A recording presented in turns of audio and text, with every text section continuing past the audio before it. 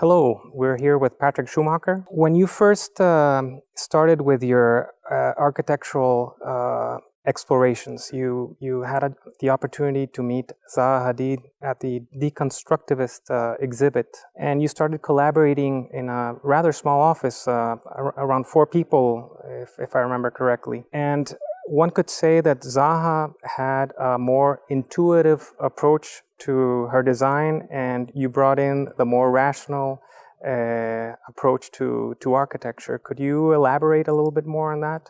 Yeah, I was still a student, and I had moved to London to extend my studies. I was on an exchange program, and had learned about her work already at Stuttgart University, and learned more about it when I was a student in London, and just finished 1 year of studies, and I was determined to stay in London rather than continue my studies.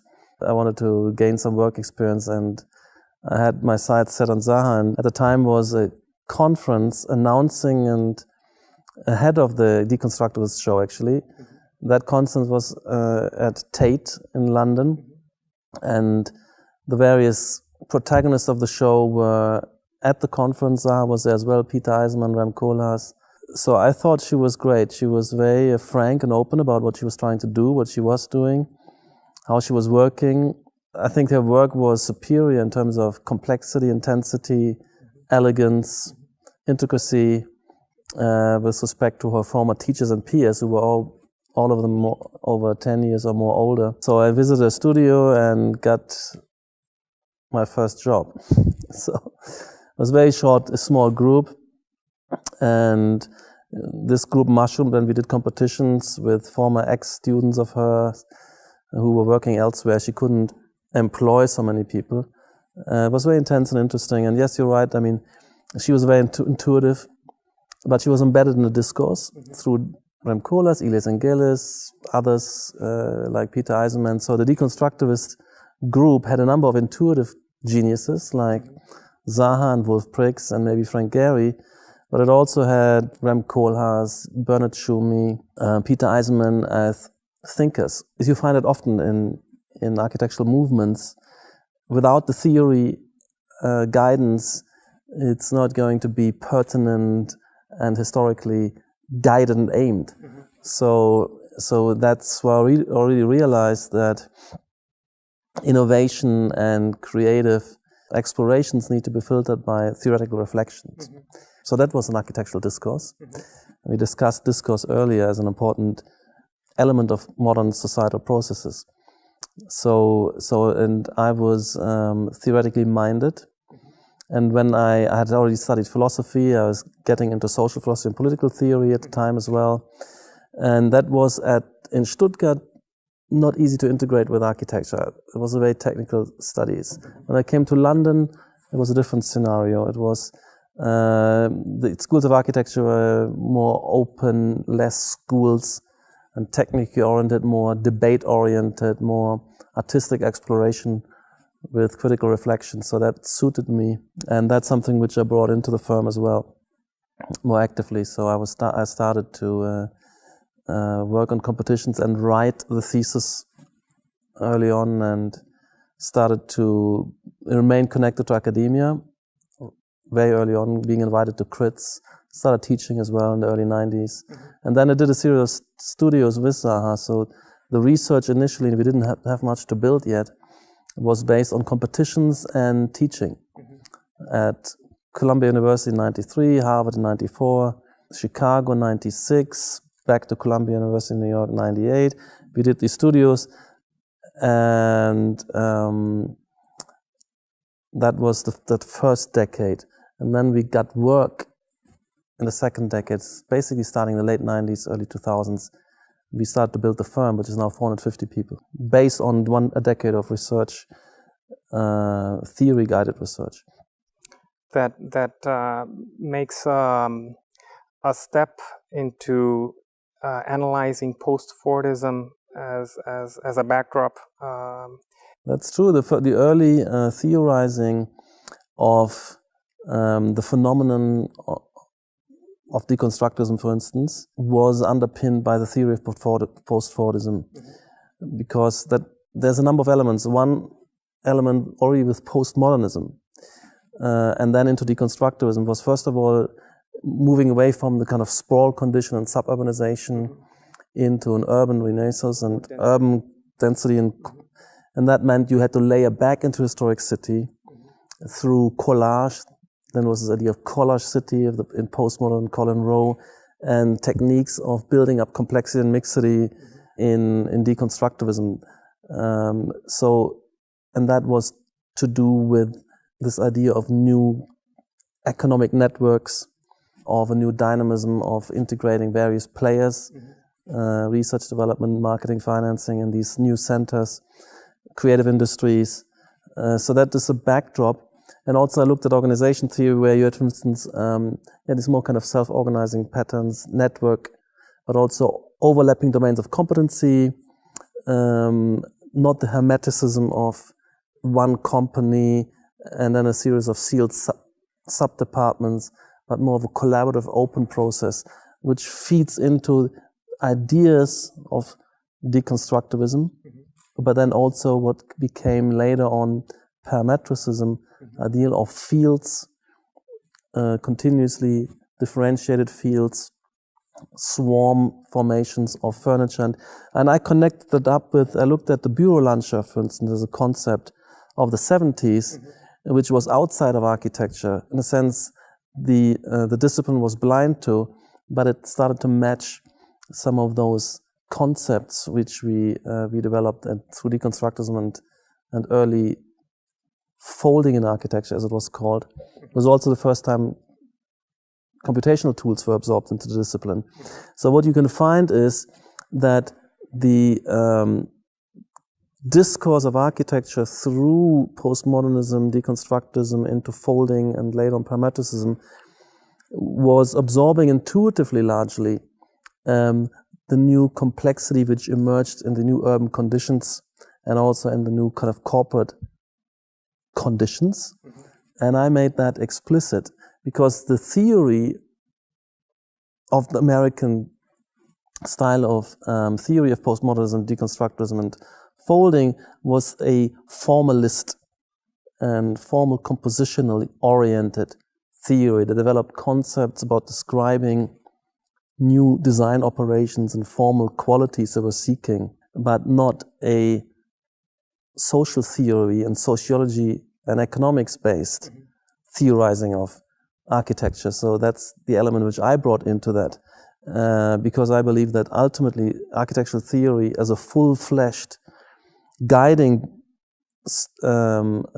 theoretical guidance to give to the discipline needs to be based and grounded in social theory and the theory of societal development to ascertain what role the built environment and its development and innovations must take, which direction it has to take. It needs to tie in with the societal transformations which are pertinent and viable and vital. And that meant one had to ground in social theory. And for me, that was the post-fordism discourse, as well as the organization theory discourse. You had actually conceptions, as I said earlier, a revolution in management and organization theory, in business theory, that was paralleled with the post-fordism discourse, was more overall societal processes from a Marxist perspective, and organization theory and business theory was actually more pragmatically oriented guiding discourse for business development itself, and not taking an overarching societal perspective. And at the same time, you had, of course, a neoliberal discourse, and there was a congeniality. I was still a Marxist because post-fordism discourse comes out of Marxism, but it had its own kind of self-overcoming already built in. I think so. It evolved out of it towards the end of the 90s. I already, beyond that, I discovered the work of Niklas Luhmann, who is a not yet fully discovered, I think, intellectual giant in social theory, because his works are still being translated.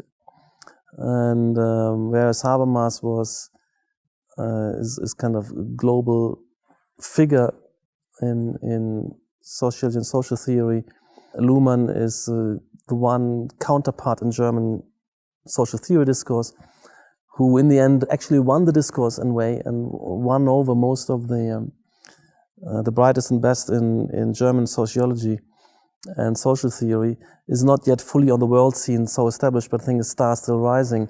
And I've delved into his works and actually built my architectural theory embedded into a social theory, which I thought was the most comprehensive and advanced overall theory of societal development we could kind of pinpoint. So as an architect and architectural theorist, it's my duty, I guess, to orient and absorb social theory, but I can't kind of all remake it.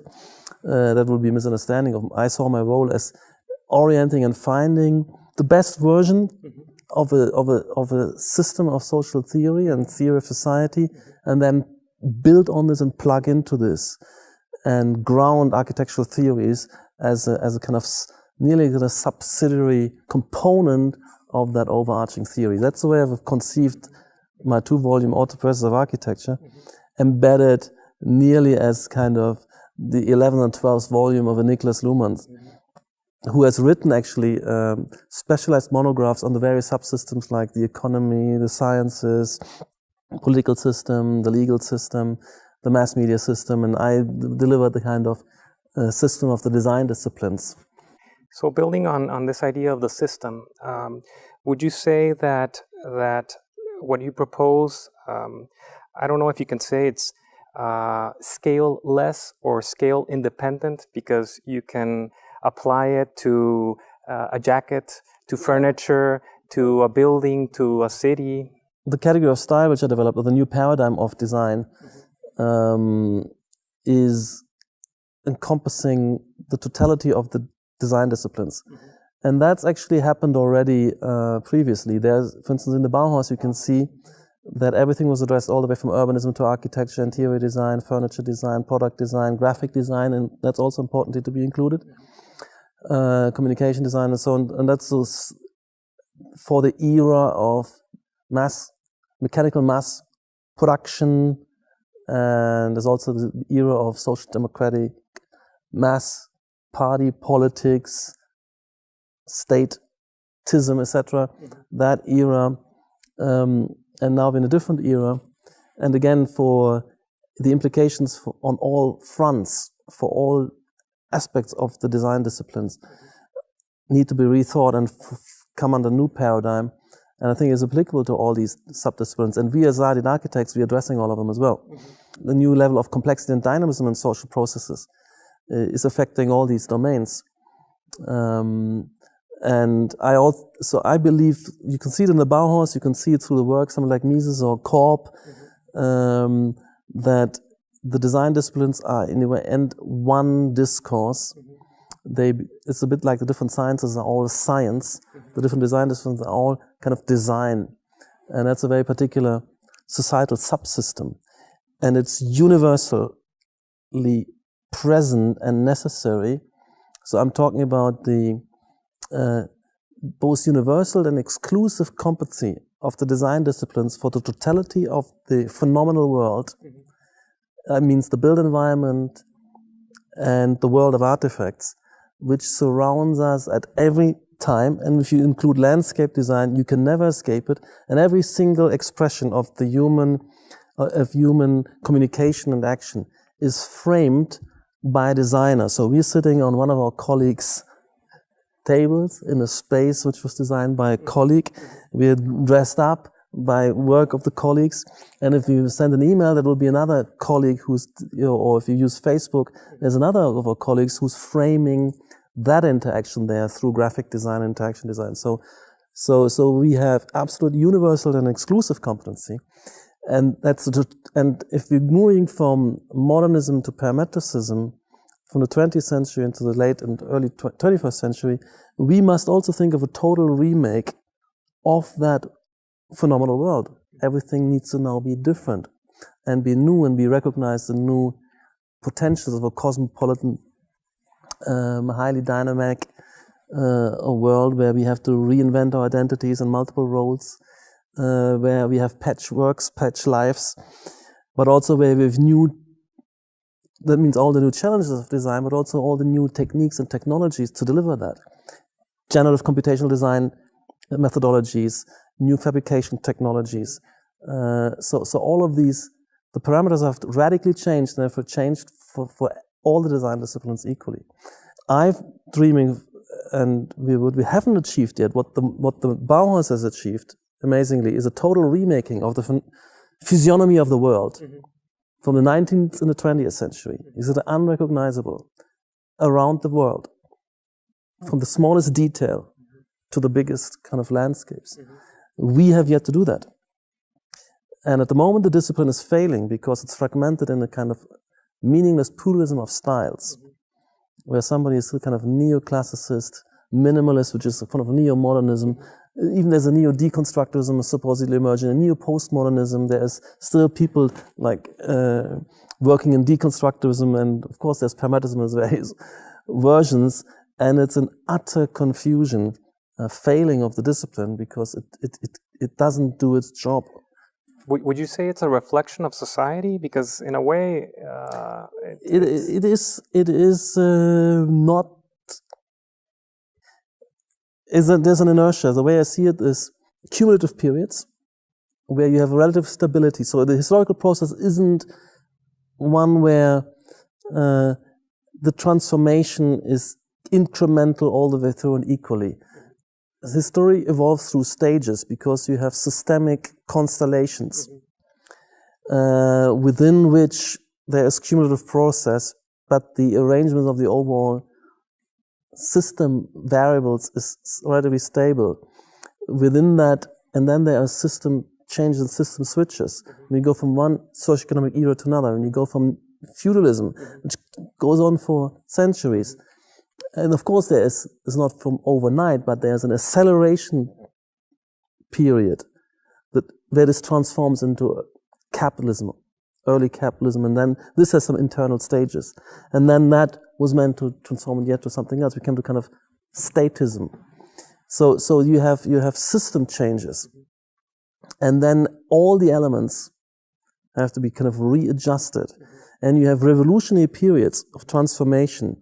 Where a lot of things have to be adjusted. And this maps also on the great epochal styles.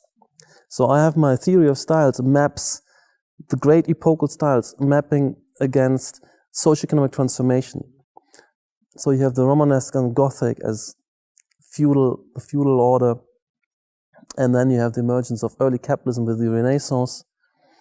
That moves into of the early city-states. The Baroque is actually the mercantilist nation-state, France, and then you have historicism, neoclassicism, historicism is the bourgeois era of laissez-faire capitalism, and then you have modernism representing state capitalism. That makes sense. And then, of course, you have the shift from that state capitalism into neoliberalism, post-fordism, and that needs a remake. In the end, there should be one physiognomy for these. In the transition periods, that's where the confusion becomes, where you have multiple styles. So each of these, so when you go from historicism into modernism, you actually have 20 years or so of confusion. You have Art Nouveau, Expressionism, kind of neo-classicism, even in a single career, like Peter Behrens, who went through some of these. And then you have the early 20s, you have the clarification of a proper paradigm coming out of this and taking over for a series of decades. Now, and similarly, when this came to a crisis and to end, when you have the shift from Fordism to post-Fordism, you will see this kind of series of transitional styles like postmodernism, deconstructivism, and then a kind of retro thing like minimalism, and then parametricism. Problem is that the parametricism, which should be the hegemonic style, which would take over finally after 20 years of gestation and searching, and then could be cumulatively built through its subsidiary styles, foldism, swarmism, tectonism, etc. And I see that as a failing, as a lack of leadership. Maybe it's a different, more complex world. We're also having, not only look at the advanced countries, we have China moving up, we have a more complex world, so it's harder to converge. And we have many more voices, and a kind of unruly discourse, But I still think it's a failing and problem, so I'm not embracing the pluralism of styles, because the pluralism of styles means that a lot of our colleagues are just working with backward, stunted, false, inappropriate stylistic repertoires, which cannot absorb the latest engineering intelligences, certainly unable to deliver the new kind of required sense of adaptiveness and allowing complexity built up intricately and have an open-ended composition that can continuously evolve, and also articulate the affiliations, that network of co-located synergy institutions. They need to show and express how they collaborate and one seem to be belonging and functioning together, in my view, to orient and help that functioning actually to take place. My argument is we don't need a pluralism of styles to express this. Within parametricism and tectonism, you have more richness of expression than in all the previous styles put together. You're dabbling a little bit in urban design. How do you not fall into what we could critique as central planning? Is there a trap there? Actually, when we started parametric urbanism, using algorithms to proliferate fabrics and make them dependent on topography and also differentiating and so on, I think there was an interesting intuition about what could be looking like and could be like, but it seemed as if we need more control and more planning tools to realize this. There was a contradiction. And what we did find is that the actual urban development process has fully emancipated itself from the grip of the planners in many ways. They're trying to hold on, they're hampering, they have an underlying kind of rules, but if you look back at the city, if you look Brazil, that's clearly a planned city. If you look back at any urban district or city cluster from the last 30 years, they have not been planned. Nobody wanted that. Nobody could predict what these outcomes are. So there's a kind of escape from the planner's hand, but they're still hanging on and hampering. But in terms of the visual chaos which emerges, is not any planners would have wanted, and nobody can have authored this. Now I look at these, and to a certain extent you can say, yes, I love the openness and the complexity, but this at the same time disorienting.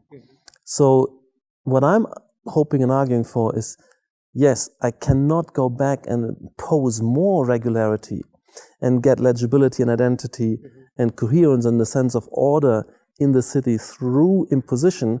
Well, I believe if we had a total laissez-faire process, but at the same time we have the hegemony of parametricism in terms of the expertise each of these entrepreneurs would draw in. A colleague of ours would be involved in every single building. If that colleague and each of them were at the height of their discipline's powers and capacities, geared up with algorithms, geared up with sensibilities, which would be withstand a kind of critical discourse, then we would see a bottom-up, past-dependent, emergent new identity, a sense of coherence and order would emerge bottom-up, like in every value landscape where there's no top-down designer, but where there's a rigorous rule-based interarticulation of multiple logics and rationals, spontaneous order. I believe the city could be an expression of spontaneous order. It would be programmatic order if we had laissez-faire, but the discipline should then, task is then to give visual expression to the spontaneous order so that you can actually trace and navigate this order, so that you don't get confused and there seems to be a random disorienting jumble, but actually kind of an intricate network of related articulations which become navigable. And I think that would be bottom-up, without central plan, but through a set of principles which the discipline would have adhered to.